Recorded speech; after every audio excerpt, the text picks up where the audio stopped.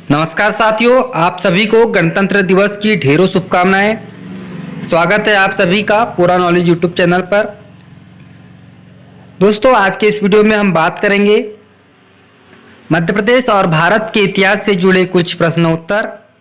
उससे पहले जो भी चैनल पर नए हैं प्लीज़ चैनल को सब्सक्राइब कर लीजिए और वीडियो यदि आपको अच्छी लगती है तो वीडियो को लाइक कीजिए और शेयर कीजिए।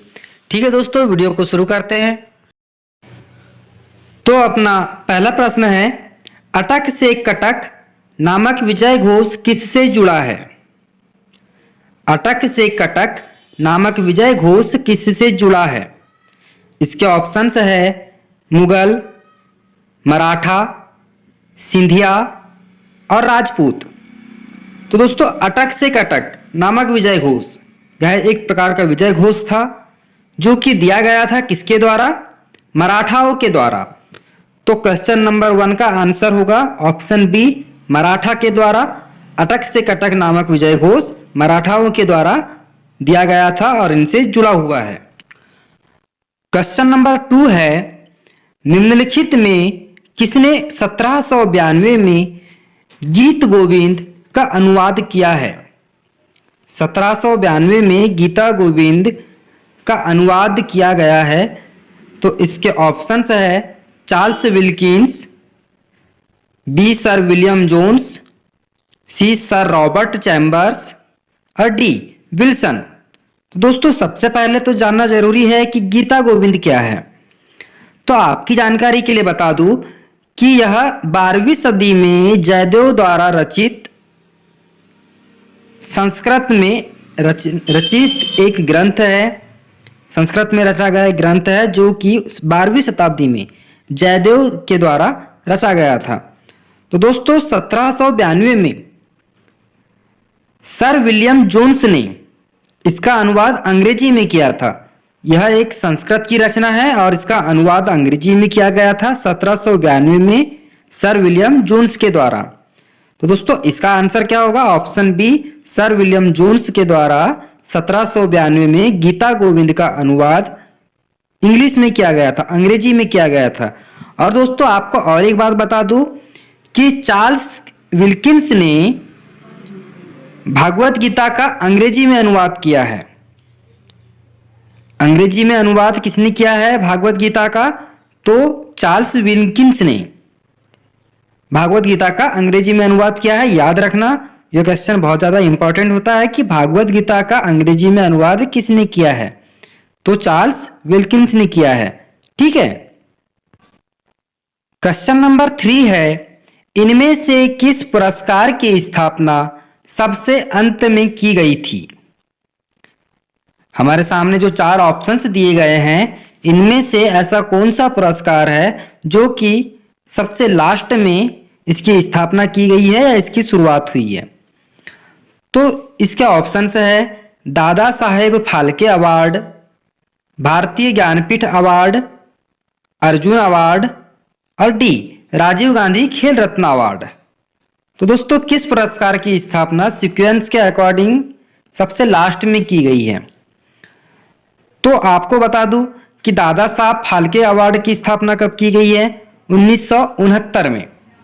दादा साहब फाल्के अवार्ड 1969 में इसकी स्थापना की गई है। भारतीय ज्ञानपीठ अवार्ड की 1962 में इसकी शुरुआत हुई थी और अर्जुन अवार्ड की 1961 में इसकी शुरुआत हुई थी। तो दोस्तों, किस पुरस्कार की स्थापना सबसे अंत में की गई है? तीनों के मैंने आपको इसकी शुरुआत के ईयर बता दिए हैं और ऑप्शन डी है कि राजीव गांधी खेल रत्न अवार्ड। इसकी शुरुआत हुई थी 1991-92 के बीच में। तो सबसे अंतिम में स्थापना होने वाला कौन सा अवार्ड होगा? राजीव गांधी खेल रत्न अवार्ड। हमारे सामने जो 4 ऑप्शन से दिए गए हैं, इनमें से राजीव गांधी खेल रत्न अवार्ड की स्थापना सबसे अंत में की गई थी 1991-1992 के बीच में। ठीक है। अब बात करते हैं क्वेश्चन नंबर 4 की कि किस युद्ध में रॉबर्ट क्लाइव युद्ध के बंदी थे? किस युद्ध में रॉबर्ट क्लाइव युद्ध के बंदी थे? इसके ऑप्शंस है द्वितीय कर्नाटक युद्ध, तृतीय कर्नाटक युद्ध, ऑप्शन सी 7 वर्षीय युद्ध और डी प्रथम कर्नाटक युद्ध। तो रॉबर्ट क्लाइव युद्ध के बंदी थे किस युद्ध में? तो यह बंदी थे प्रथम कर्नाटक युद्ध में। इसका आंसर होगा ऑप्शन डी, प्रथम कर्नाटक युद्ध में रॉबर्ट क्लाइव युद्ध के बंदी थे। और प्रथम कर्नाटक युद्ध कब खेला गया था, कब लड़ा गया था? 1944 से 1948 के बीच में। प्रथम कर्नाटक युद्ध 1944 से 1948 के मध्य लड़ा गया था। और यह किसके मध्य लड़ा गया था? तो यह लड़ा गया था फ्रांसीसी सेनाओं और अनवर उर दिन के सेनाओं के बीच में। प्रथम कर्नाटक युद्ध किनके मध्य लड़ा गया था? तो याद रखना, यह लड़ा गया था फ्रांसीसी सेना और अनवर उर दिन के सेनाओं के बीच में लड़ा गया था। और इस युद्ध से रॉबर्ट क्लाइव बमुश्किल से जान बचाकर भागा था। युद्ध के पहले वह बंदी था, लेकिन युद्ध के मध्य में वह भाग निकला था। ठीक है दोस्तों। क्वेश्चन नंबर 5 है, भूदान योजना की शुरुआत किसने की थी? भूदान योजना की शुरुआत किसने की थी? तो इसके ऑप्शंस है आचार्य नरेंद्र देव, बी राजनारायण, सी आचार्य विनोबा भावे और डी मेघा पाटेकर। तो दोस्तों भूदान योजना का मतलब क्या है? यह स्वैच्छिक भूमि सुधार आंदोलन था। भूदान योजना एक स्वैच्छिक भूमि सुधार आंदोलन था जिसकी शुरुआत की थी वर्ष 1951 में आचार्य विनोबा भावे ने। ठीक है, इसका आंसर होगा ऑप्शन सी, आचार्य विनोबा भावे ने भूदान योजना की शुरुआत की थी। और भूदान योजना एक प्रकार की स्वैच्छिक भूमि सुधार आंदोलन था। ठीक है दोस्तों, याद रहेगा। दोस्तों क्वेश्चन नंबर 6 है, जर्मनी का एकीकरण कब हुआ? यह बहुत इंपॉर्टेंट क्वेश्चन है और बहुत सी एग्जाम में पूछा भी जा चुका है कि जर्मनी का एकीकरण कब हुआ। इसके ऑप्शंस है 1870, बी 1871, सी 1875 और डी 1880। तो जर्मनी का एकीकरण, जर्मनी और ऑस्ट्रिया दोनों पड़ोसी देश है। जर्मनी पहले छोटे छोटे राज्यों में विभक्त हुआ करता था। ठीक है दोस्तों, ध्यान से सुनना कि जर्मनी पहले छोटे छोटे राज्यों में विभक्त हुआ करता था और इसके एकीकरण का ऑस्ट्रिया ने बहुत ज्यादा विरोध किया था। ऑस्ट्रेलिया नहीं, ऑस्ट्रिया। ऑस्ट्रिया ने जर्मनी के एकीकरण का बहुत ज्यादा विरोध किया था। फिर भी 18 जनवरी 1871 को जर्मनी का एकीकरण किया गया था। जर्मनी को एक राष्ट्र के रूप में मान्यता मिली थी 1871 में, जिसका कि ऑस्ट्रिया ने खूब विरोध किया था। ठीक है, याद रहेगा कि जर्मनी का एकीकरण कब हुआ था? तो इसका एकीकरण हुआ था 18 जनवरी 1871 को। ठीक है दोस्तों, याद रखना, बहुत ज्यादा इंपॉर्टेंट क्वेश्चन है। जैसा कि मैंने आपको पहले बताया है, यह बहुत से एग्जामों में पूछा जा चुका है। ओके, चलो अब बात करते हैं क्वेश्चन नंबर 7 की।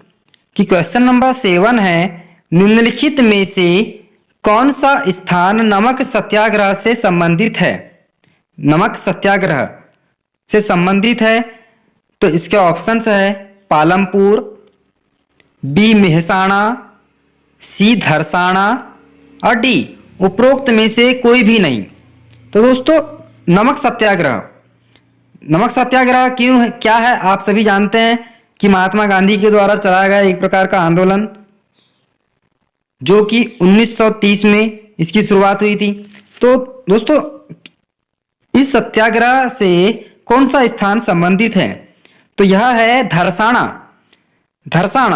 धरसाणा में 1930 को अंग्रेज सरकार ने नमक सत्याग्रह का विरोध किया था। इस स्थान पर धरसाणा में अंग्रेजों ने दांडी मार्च का विरोध किया था, नमक सत्याग्रह का, जो कि महात्मा गांधी के द्वारा चलाया गया एक प्रकार का आंदोलन था, जो कि उसकी शुरुआत हुई थी 1930 में। ठीक है, तो इसका आंसर क्या होगा? धरसाणा। दोस्तों मेरा उद्देश्य सिर्फ YouTube पर वीडियो बनाकर अपलोड करना ही नहीं है, आप लोगों की हेल्प करना है। और जितनी ज़्यादा से ज़्यादा हो सके आप लोगों की मैं हेल्प करना चाहता हूँ। कुछ ऐसी चीज़ें मेरे द्वारा आपको पता चल जाए जिससे कि आप अनजान हो। तो वीडियो में आखिरी तक के वीडियो को देखना, और यदि कुछ गलत होता है तो कमेंट में मुझे जरूर बताना कि यहाँ पर गलत है। ठीक है दोस्तों, क्वेश्चन नंबर 8 है। क्वेश्चन नंबर 8 की बात करते हैं।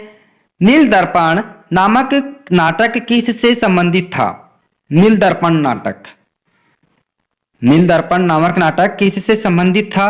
तो इसके ऑप्शंस है संथाल हुल, बी पबना दंगे, सी नील विद्रोह और डी दक्कन के दंगे।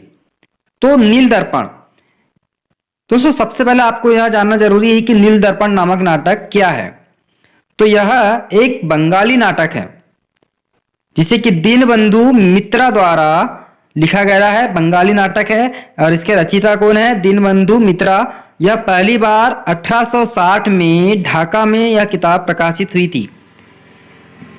नील दर्पण नामक नाटक की किताब का सबसे पहले प्रकाशन कब हुआ था? 1860 में। कहाँ पर? बांग्लादेश में। बांग्लादेश की जो राजधानी है ढाका, वहाँ पर यह पुस्तक प्रकाशित हुई थी। और इस नाटक में नील की खेती करने वाले काश्तकारों किसानों की दयनीय स्थिति को दर्शाया गया है। नील की खेती से आप सभी जानते होंगे, नील की खेती, इस नाटक में नील की खेती करने वाले किसानों की दयनीय स्थिति को दर्शाया गया है। और इसके रचयिता है दीनबंधु मित्रा। और यह नाटक किससे संबंधित है? नील विद्रोह से। ऑप्शन सी, इसका आंसर होगा ऑप्शन सी, नील विद्रोह। नील दर्पण नामक नाटक नील विद्रोह से संबंधित था। ठीक है दोस्तों, अब बात करते हैं क्वेश्चन नंबर 9 की। मॉन्टेगू चेम्सफोर्ड सुधारों के कारण भारत में निम्नलिखित में से किसकी शुरुआत हुई थी?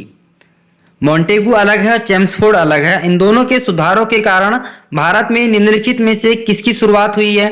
इसके ऑप्शंस है स्वराज की शुरुआत, बी द्वैध शासन की शुरुआत, सी भारतीय प्रशासनिक सेवाएं और डी भारतीय पुलिस सेवाएं। तो दोस्तों मॉन्टेगू चेम्सफोर्ड सुधारों के कारण भारत में स्वराज की शुरुआत हुई थी। स्वराज्य, ठीक है। तो इसका आंसर होगा option A, Swaraj. Montagu Chelmsford सुधारों के कारण भारत में स्वराज की शुरुआत हुई थी।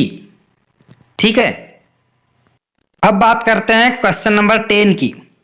यह क्वेश्चन बहुत ज्यादा घुमाता है। ठीक है, क्वेश्चन पे पहले ध्यान देना, उसके बाद में इसका आंसर चूज करना। क्वेश्चन है, इंकलाब जिंदाबाद का नारा किसने दिया था? इंकलाब जिंदाबाद का नारा किसने दिया था? तो इसके ऑप्शंस है भगत सिंह, बी हसरत मोहनी, सी चंद्रशेखर आजाद और डी इकबाल ने। तो दोस्तों इंकलाब जिंदाबाद का नारा किसने दिया था? मुझे पता है सब भगत सिंह पे टिक करेंगे, लेकिन नहीं, मैंने पहले ही बोला कि वो क्वेश्चन घुमाता है। तो इंकलाब जिंदाबाद का नारा हसरत मोहनी ने दिया था, जो कि एक उर्दू कवि थे। हसरत मोहनी, ठीक है, मौलाना हसरत मोहनी जो कि एक उर्दू कवि थे, उन्होंने इंकलाब जिंदाबाद की रचना की थी। और 8 अप्रैल 1929 को दिल्ली में असेंबली में जब भगत सिंह और उनके साथियों ने बम फोड़ा था, तब इस नारे का उपयोग किया था, इंकलाब जिंदाबाद। इंकलाब जिंदाबाद का अर्थ क्या होता है? क्रांति अमर रहे। तो 8 अप्रैल 1929 को सबसे पहले, ये बात अलग है कि सबसे पहले भगत सिंह और उनके साथियों ने दिल्ली के असेंबली में इस नारे को बोला था, लेकिन इसकी रचना की थी मौलाना हसरत मोहनी ने, है ना। और इंकलाब जिंदाबाद का हिंदी अनुवाद तो आपको पता है कि क्रांति अमर रहे। इसका इंग्लिश अनुवाद क्या है? इंग्लिश ट्रांसलेशन, तो इसका इंग्लिश ट्रांसलेशन है लॉन्ग टाइम रिवॉल्यूशन। याद रहना कि इंकलाब जिंदाबाद का अंग्रेजी अनुवाद लॉन्ग टाइम रिवॉल्यूशन है और इसकी रचना की थी मौलाना हसरत मोहनी ने। ठीक है दोस्तों, उम्मीद है दोस्तों कि आप लोगों को वीडियो पसंद आया होगा। और पसंद आने की क्या बात है यार, आपके यदि यह वीडियो आपके कोई काम का है तो प्लीज़ वीडियो को लाइक कीजिए, शेयर कीजिए। और यदि आपकी इच्छा है चैनल को सब्सक्राइब करने की तो प्लीज़ चैनल को सब्सक्राइब जरूर कीजिए। ठीक है दोस्तों, जय हिंद।